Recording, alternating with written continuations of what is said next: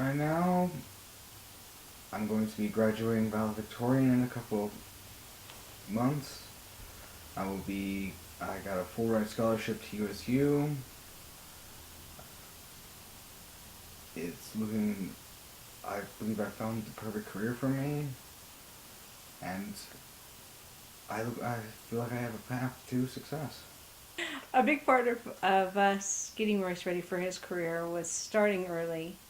At eighth grade, we had a pivotal moment where the school had really told us that, Royce was not going to graduate from high school. They didn't anticipate that he would be successful. They were trying to diagnose him in a behavioral problem, and we took action. So, pulling him and putting him in the right school, always being with him and showing interest in what he wanted and allowing him to pursue those interests was really important for us and for him and moving into the right career.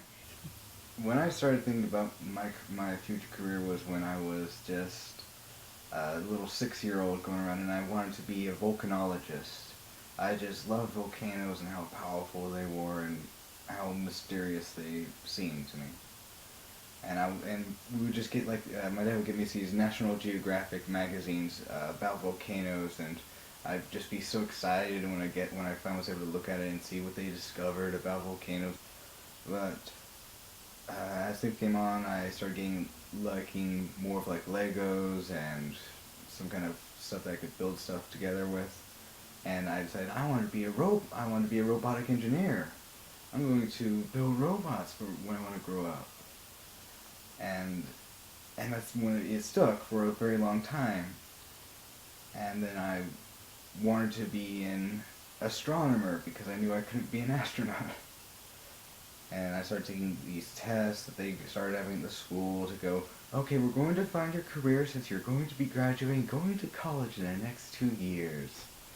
Everyone take one of these tests and we're going to find what jobs are best suited for you. And on that list was aerospace engineering. I didn't know much about it, but I knew it's got to do with something in space. I like building things, so why not? Let's try it out. Let's see what it's like.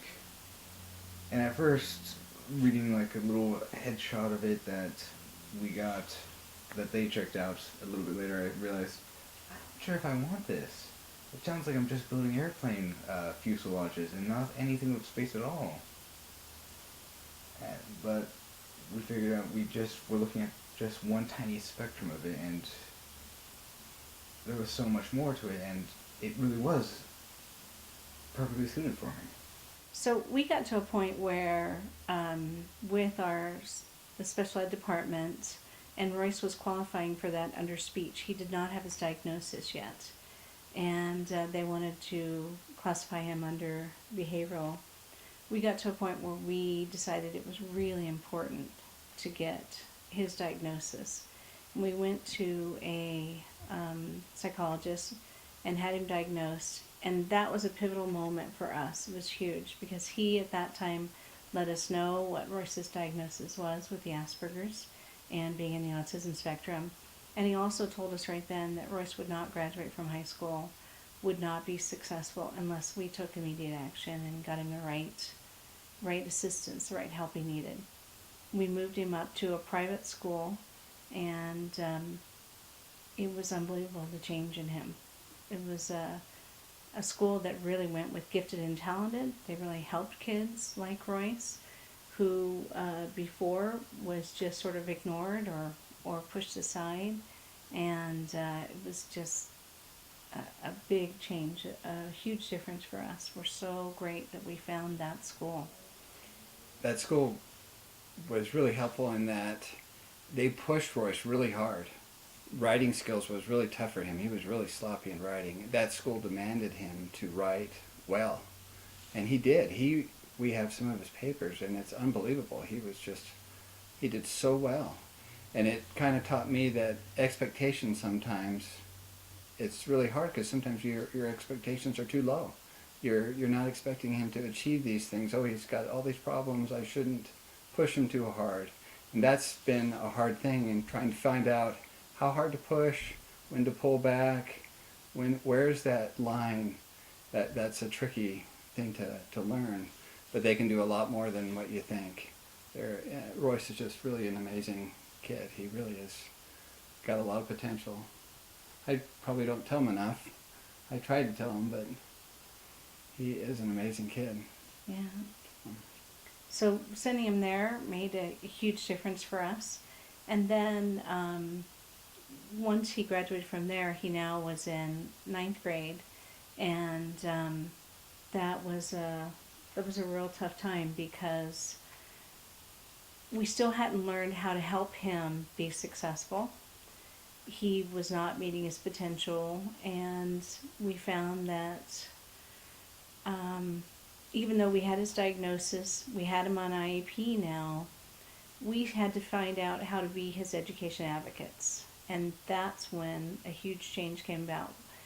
Before then, we would sort of just let the school move along, let Royce move along, and 2 weeks before the end of the semester, we went in and asked the teacher, so how's he doing, anything he has to do, and the teacher said, oh, everything's due. He didn't turn in a single thing all semester. And right then and there we knew that there was no one that was going to be there for Royce like us, that no one was going to care as much, and no one would be as invested in his successes as we were. And so a key thing for us in helping him get there was being extremely involved. We would go in every Friday and meet with his teachers every Friday. We would email him if needed, check his stats daily, and we would sit at the table and work with him daily. All of that just helping him make it through high school. That was the number one goal. When I think back to when I was 13 or 14, I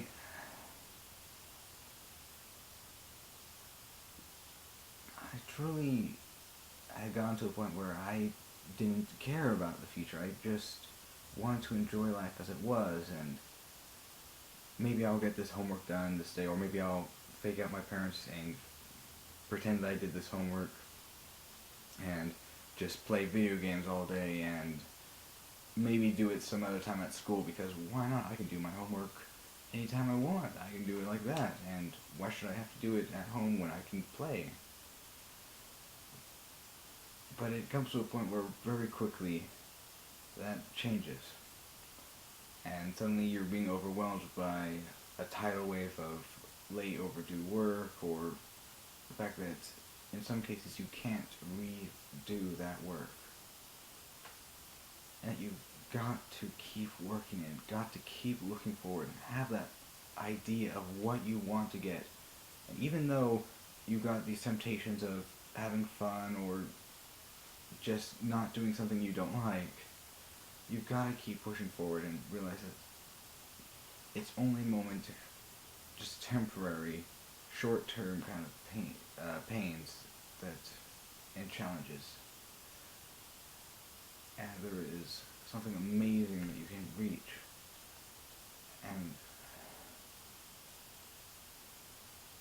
I know in some cases it's always so frustrating with other kids around that you don't understand exactly what's going on between them. You don't understand why you have to do this work.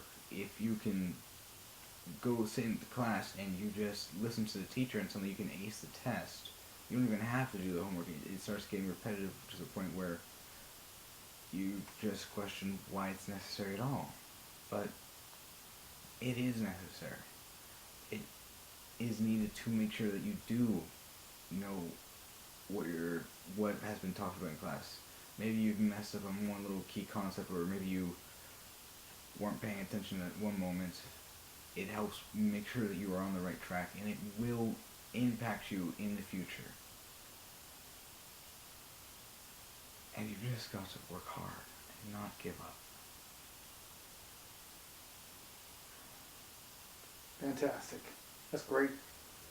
The fact is, I had this idea of what a goal was, and it actually didn't change much from being in the program, but I had this challenge in there that I saw that I couldn't avoid at all in trying to go for that goal, and trying to go for what I believe, what I had researched, or what even others had researched saying that this is perfect for you, you should go for this.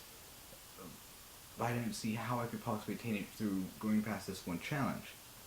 But by able to talk to these engineers and being able to see exactly what their work life is, and seeing how they were able to deal with those challenges, and just how I could navigate those challenges and get the kind of funding through programs like Palace Choir or scholarships, that it was far more attainable than I could have even imagined.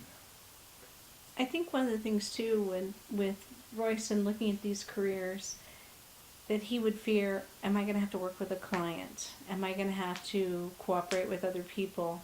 And I think when he met with them, that was really important. He was able to ask these questions like, how often do you have to collaborate with your companions or your peers? How Are often the people kind of like you, where they are kind of like-minded, where everyone kind of understands each other, and we'll work together fine, but afterwards it's not something where conflicting interests will usually happen. I won't be teamed up with someone who wants to talk with everyone and talk all the time about anything. like And someone in marketing or sales? Yeah. He would be teamed up with engineers. Yeah. And I can work with people who are of similar interest to me quite well, and